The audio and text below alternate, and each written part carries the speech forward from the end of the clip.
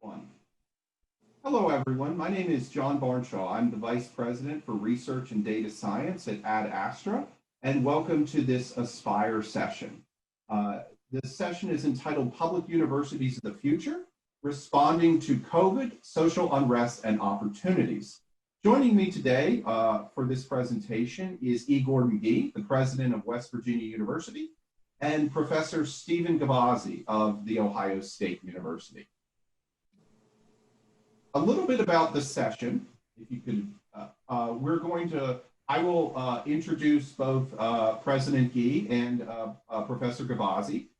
We'll give you a brief overview of kind of their institutions, and then they will talk about some of the institutional challenges that public universities are facing, as well as some of the opportunities that are available to your institutions, as well as public institutions generally. We will have some takeaway and some action items for you, as well as an opportunity for an extended question and answer discussion at the end of this session. So without further ado, it's my great pleasure to introduce to you Igor McGee, who is the president of West Virginia University.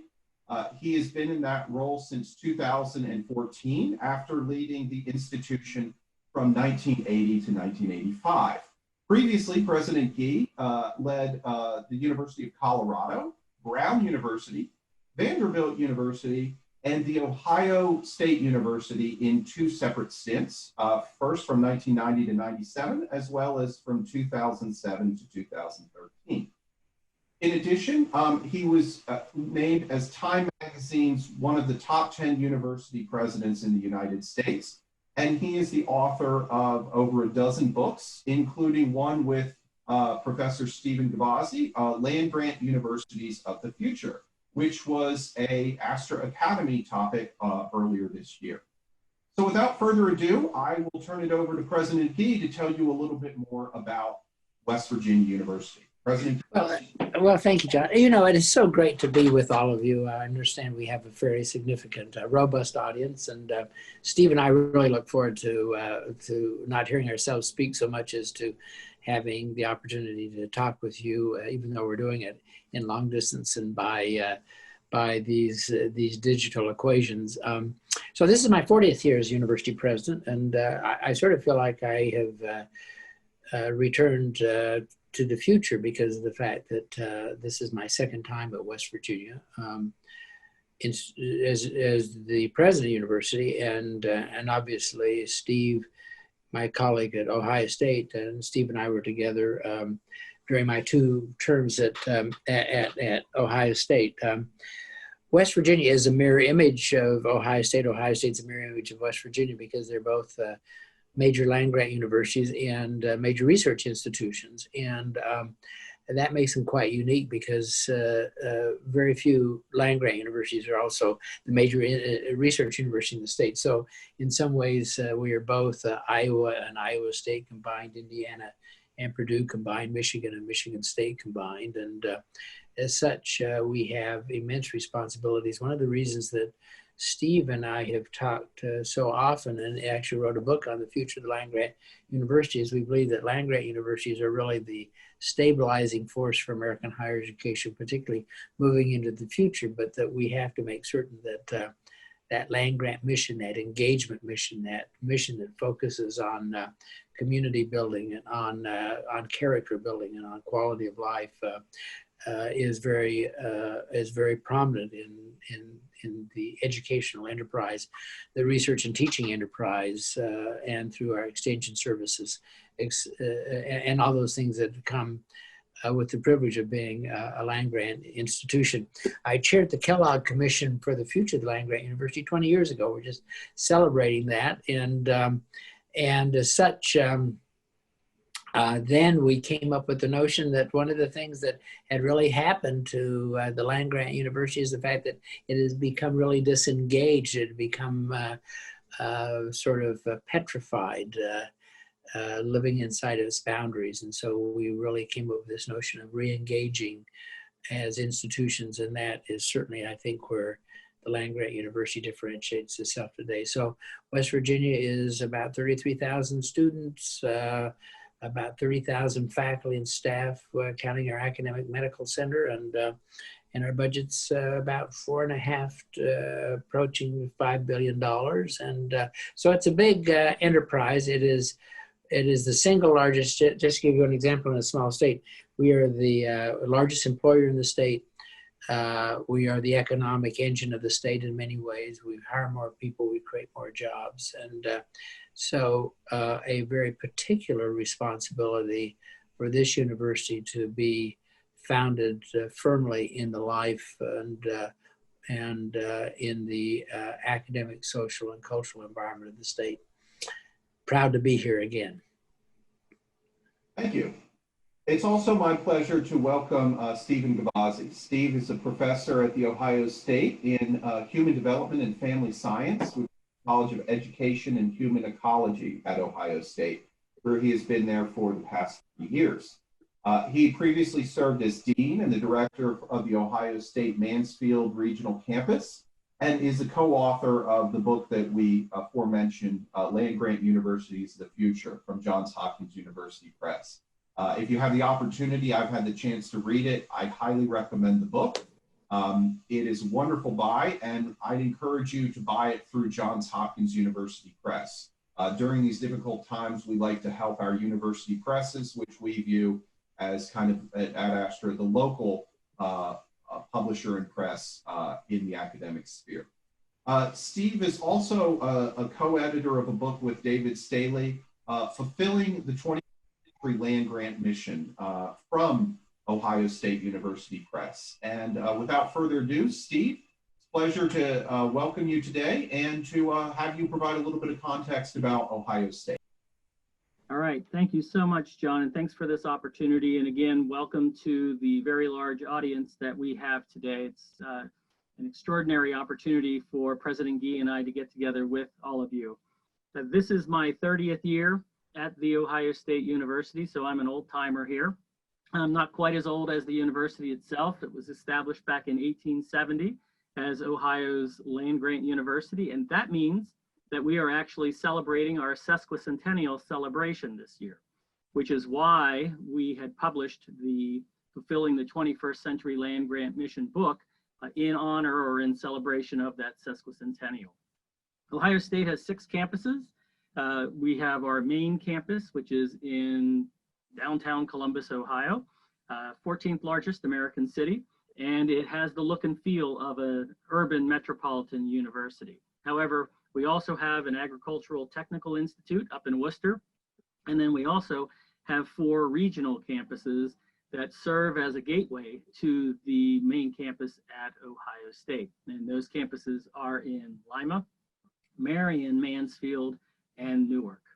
We're the 3rd largest university in the nation. As you can see on the slide, we serve approximately 40,000 undergraduates and another 15,000 graduate students.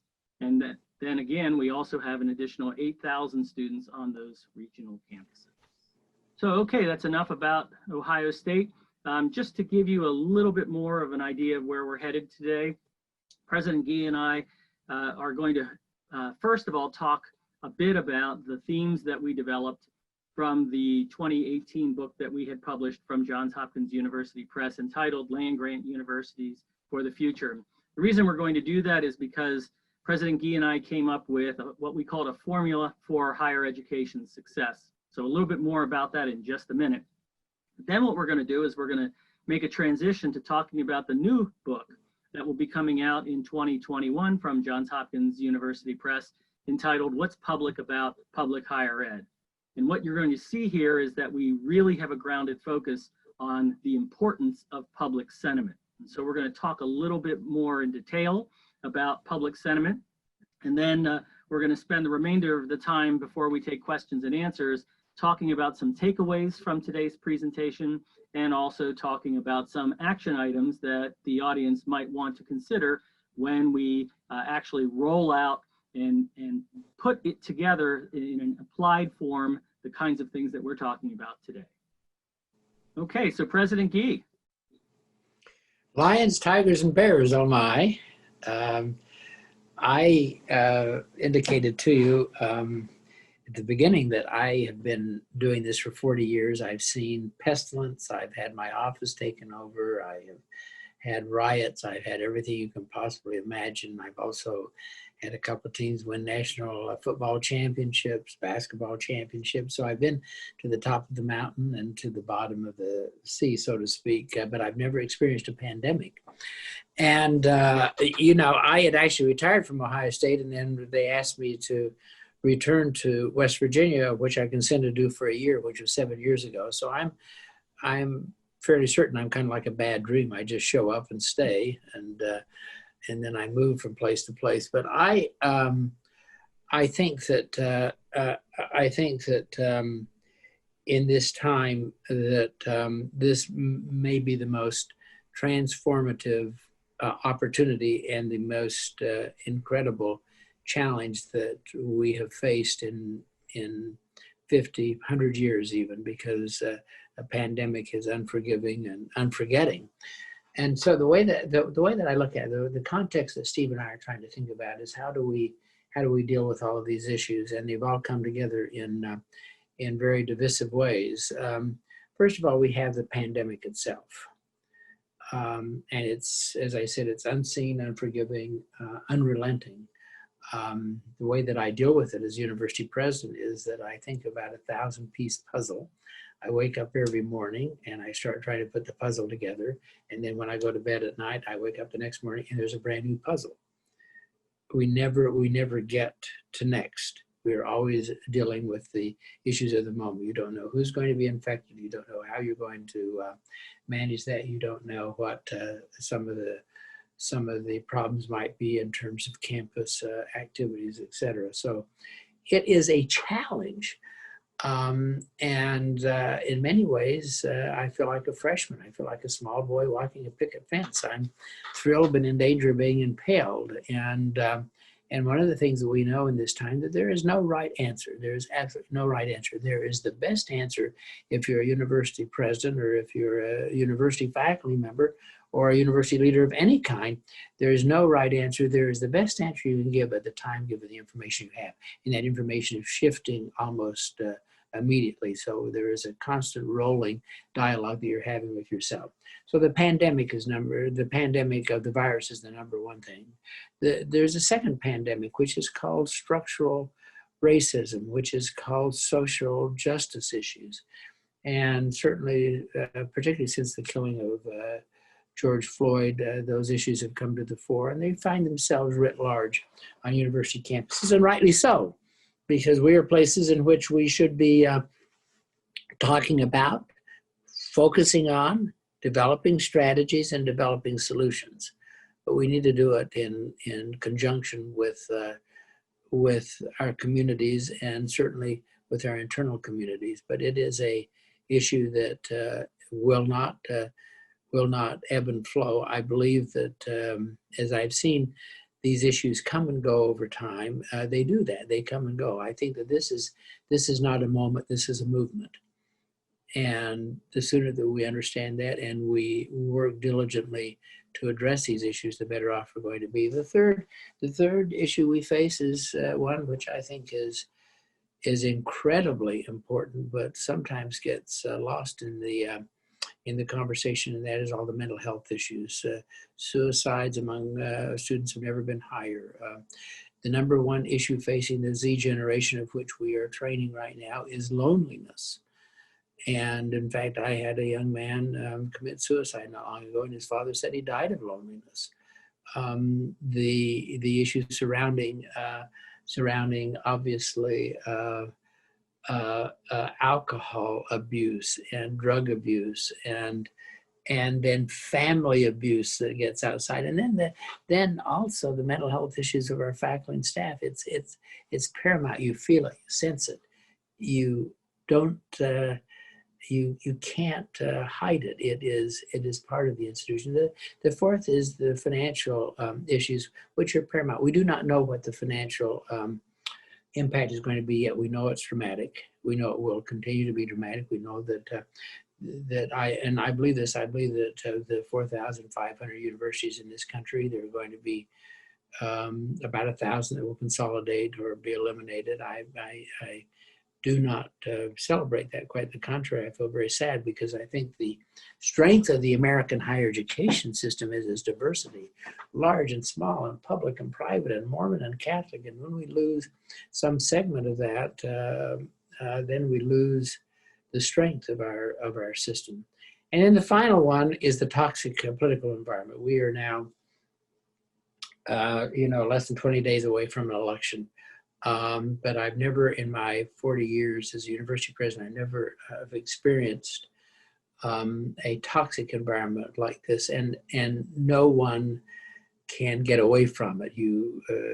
We have all lost our sense of humor. We've all lost our sense of playfulness. We've all lost our sensibilities in many ways. And I say that about me. I say that about everyone. I say that about the atmosphere that we've surrounded ourselves with. We have to return to civility and respect and common sense. And I hope that that's going to be one of the hallmarks of the university and of the American university. So here we have this brew, and it's come upon us, and we don't know quite how to deal with it. But we do know that a couple of things are going to happen. One is we're never going to revert to normal, and those institutions that think they're going to revert to normal will probably not survive. Let me just say that again: they will not survive. The second thing is that we probably will not return to a new normal. Those who want to return to some kind of a new normal, they're whistling in the dark, I think, because of the fact that the world is upside down, and it may never get the way that we want it again, but it's certainly going to be a new world, and that's what I think of. I think that we're going to inherit a new world. I call it the next normal. Whatever it is going to be next, and it's going to be the next normal. Think about this. So I'm a Luddite. I am. I've been, to think that I would be doing this Zooming and a variety of other things. I've made my living for 40 years by human contact, by going out and by talking and by engaging and by personal relationships, personal chemistry, if you will. And then all of a sudden here I am isolated. They have me surrounded because of my age, 76, because the fact that I have a defibrillator, because of the fact that I have asthma. I mean, they have me surrounded with guard dogs and police guards, and they have drones overhead. They dress me, except in today, in orange jumpsuits. So I mean, I am in a different world all of a sudden, and so what we need to understand is the fact that what has happened to us, if I were a prognosticator, and I'll say this to each of you, and I looked out 10 years, what we'd think about that would happen in 10 years happened in 10 weeks. We went online. We moved very quickly into a new model. We have developed these things called hybrids and teaching. We have now turned our classrooms into different kinds of units. We've created different kind of classes. So there you go. 10 years and 10 weeks. And so we have to accept the fact that that is going to be that's going to be the world that we inherit immediately. And so we have to constantly look over the horizon. What are we going to be doing next? How are we going to deal with this new world? And how are universities going to become agile and creative? I describe both Ohio State and West Virginia as elephants. We're big, we're ponderous, we're powerful. But we will not survive if we remain elephants. We'll only survive if we become ballerinas. And not elephants with a tutu, let me just say that. Ballerinas. We've got to learn to dance with everyone. We've got to learn to create ways to partner. And it's that way with large institutions. It's that way with small institutions. And so this notion of partnerships. And the other thing is, and then I'm really going to turn it to Steve, is the other thing that we really do need to understand is the fact that we need to learn to differentiate ourselves. One of the great tragedies of American higher education is U.S. News and World Report. It is amalgamated. It has created a siren call to all institutions look alike, we're climbing we're climbing a ladder which is not really our ladder. We're climbing a ladder that is determined by someone in New York or Los Angeles or some faraway place. And what we need to do is we need to return to the notion that each of our institutions are distinctive and different, and that is what we need to be. I want to be the best Ohio State University or the best West Virginia University I can possibly be. I don't want to be a shadow of someone else's conversation about what I should be. So differentiation. Steve, I'm going to turn it to you. All right, well said. Thank you so much, my friend. So I'm going to take you back just 2 short years in terms of the book that President Gee and I put together called Land Grant Universities for the Future. And again, with a very, I think, apt subtitle, Higher Education for the Public Good. So in essence, President Gee and I had the good fortune of talking to 27 different land grant presidents and chancellors prior to this book being published, and created 7 themes based on those interviews. And you can see those main themes on your screen right now. I'm not going to read through them per se, but rather I'm going to tell you that we took these 7 themes and we turned them into something that we called the formula for higher education success, which is what you're now viewing on your screens. So the resolution of many of these themes we thought was in one very important set of directions. So this idea about being more efficient, the idea of having a strong emphasis not only on research excellence, but also on teaching and engagement with the community, excellence in both of those areas. Resolving many of the issues around this idea of what the role of research is at universities. And of course, there is a role for basic research in all great universities, and yet we know that the public is clamoring for more of an applied research focus.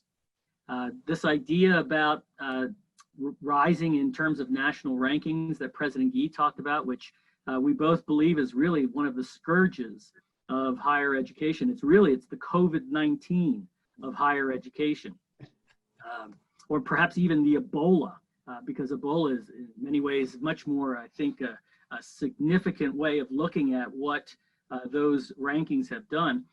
They've taken away from the university's emphasis on accessibility and also on affordability. And that's not something that the university, especially the public universities, should be doing. We also see within these themes this idea of moving away from should universities be emphasizing rural versus urban issues. It should be all issues. And so therefore, if you focus on the community, you focus on that ability, I think, in a much greater.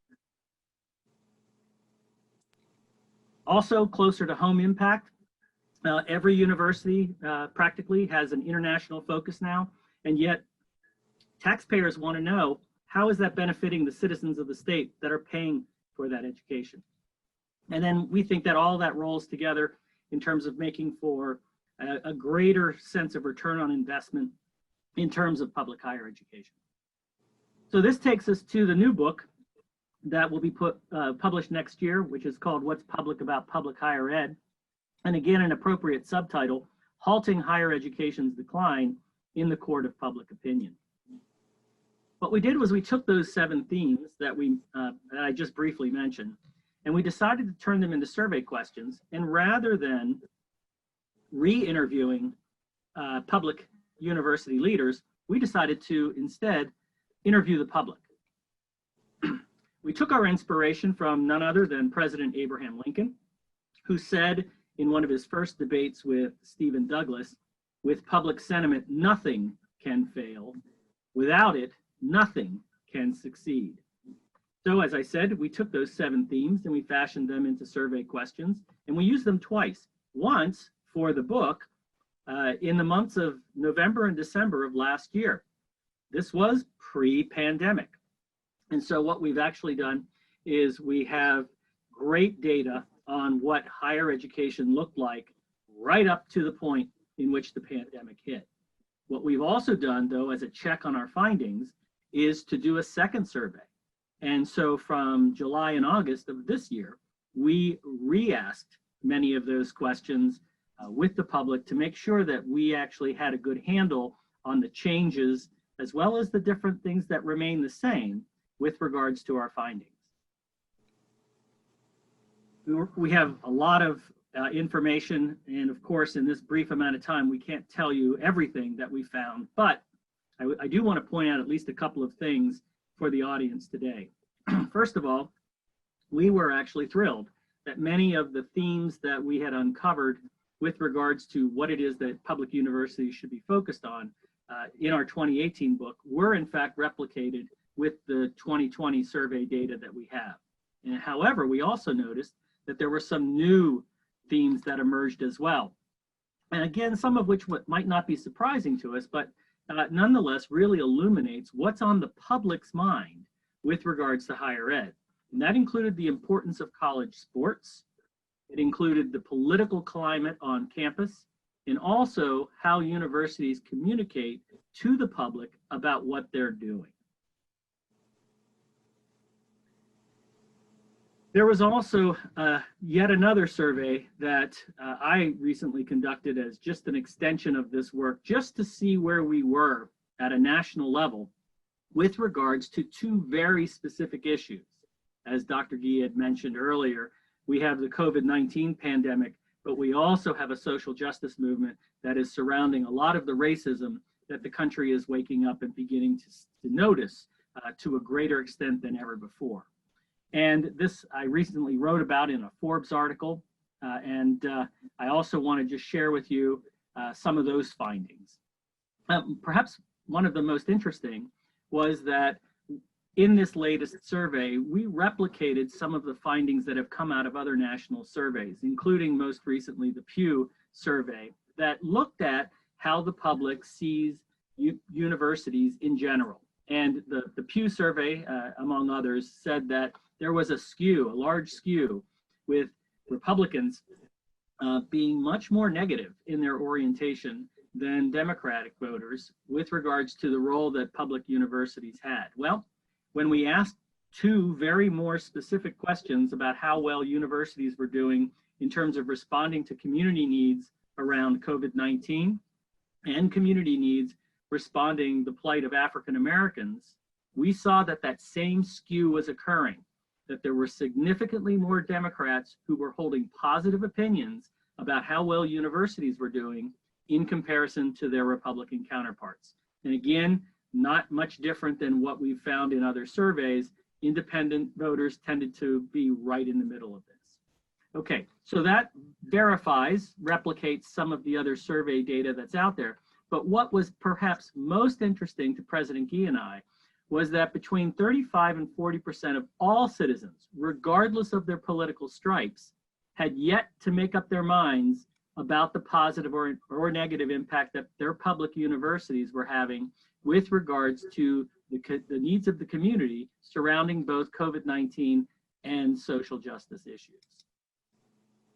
So the bottom line here, in terms of this brief look at the newest data that President Gee and I have been generating, is that, as it says here, power really does reside in the will of the people. And it's very, very important for university leaders to stay very firmly fixed on that message. And if the message has to be put a different way in order to be heard, perhaps it really is that universities ignore public opinion at their own peril. And with that, I'm going to toss it back to President Gee for some takeaways and action steps. Well, thank you very much. And Steve, very good. A couple of things you can see it from these takeaways, but I always believe that we are either the architects of change or we're victimized by it. And one of the challenges we face in higher education is the fact that we just hate change. I was just today, as a matter of fact, I was asking a couple of questions of a couple of my colleagues by Zoom, and they said, and one of them said, well, and I said, well, why are we doing this? And they said, well, that's the way we've always done things at West Virginia. I mean, as if Jerry West came down from on high and said, this is the way we're always going to play basketball or whatever. I think that frankly, it's a demeaning approach. We should never say that's the way that we have always done things, because the world is changing. Think about this. Knowledge is doubling less than every year now, and knowledge doubled only once between the time Christopher Columbus landed on these shores until the year 1900. Now it's in a fast forward, hyper fast mode, and so none of us can think that the world is going to be the same. So so that's number one: is we just simply need to be the architects of change, and we need to embrace it. Change is not uncomfortable if you embrace it. Change is only uncomfortable if you don't want to change. And it's pretty simple. The second thing is that there are multiple delivery systems, so we must embrace them. Simply put, I just told you earlier on that as the world's most gloried Luddite or whatever, I didn't think that there were other delivery systems that could work what they are. There are going to be 2,000 or 3,000 or 4,000 people at this university, at my university right now, who will never see their office again, not because they're going to lose their jobs, but because of the fact that they don't need to work in that way. Think about working mothers and others who have now learned to be able to manage this and carry on their professional lives. It is important. So we must embrace these new teaching and learning portfolios. We can't be always reactive to everything. The social justice issues I talked about earlier, and we need to be very proactive. But we also need to make certain that we're doing the right things for all of our students, because every student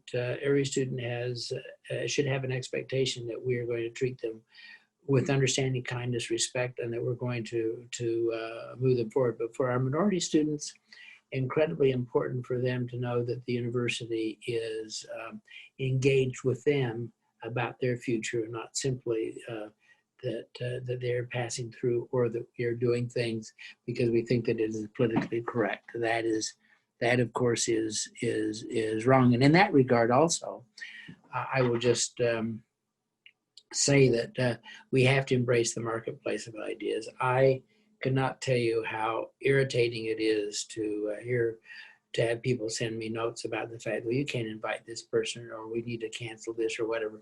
Let me just say it, get over it.